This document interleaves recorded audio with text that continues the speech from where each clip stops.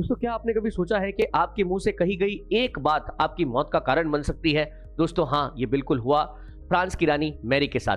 दोस्तों, फ्रांस के राजा Louis the 16 और उनकी रानी मैरी जो है वो जनता में बहुत अलोकप्रिय हो गए थे। फ्रांस लगातार कर्जे में डूब रहा था। उसके बाद भी मैरी और लुई 16 ने अपनी पार्टियां, बॉल, अपनी लेविश लाइफ ये सब जारी रखा।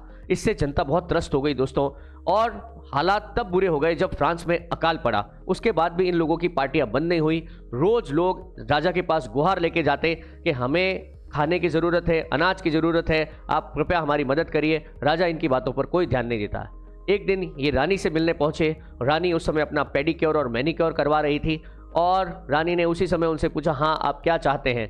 जनता ने अपनी पूरी आप बीती बताई कि हमारे साथ ये तकलीफ हो रही है, हमारी बालक भूखे मर रहे हैं। पर रानी ने सिर्फ एक बात सुनी कि हमारे पास खाने के लिए रोटी नहीं है, ब्रेड नहीं है।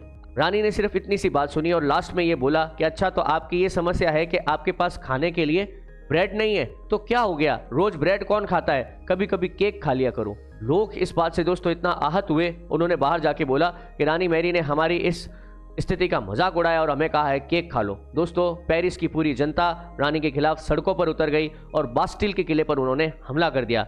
बास्टिल का किला जो कि शस्त्रागार हुआ करता था, उस किले को लूट लिया गया। और दोस्तों, इसके बाद फ्रांस के राजा को झुकना पड़ा। उसे बकायदा लोगों की एक पार्टी को अपने किले में आमंत्रित करके उन्हें शासन में स्थान देना पड़ा। दोस्तों, ये फ्रांस में पहला कदम था डेमोक्रेसी की ओर। हालांकि इसके बाद फ्रांस के राजा को अपना पद ही छोड़ना पड़ा, और पद छोड़ने के बाद दोस्तों फ्रांस के राजा और रानी पर मुकदमा चलाया गया। इन दोनों को गिरफ्तार किया गया और इन्हें फांसी दे दी गई। दोस्तों, ऐसा पहला मौका था जब किसी देश के राजवंश जो कितने सालों से चला आ रहा है, उसके किसी राजा और रानी को फांसी देनी पड़ी।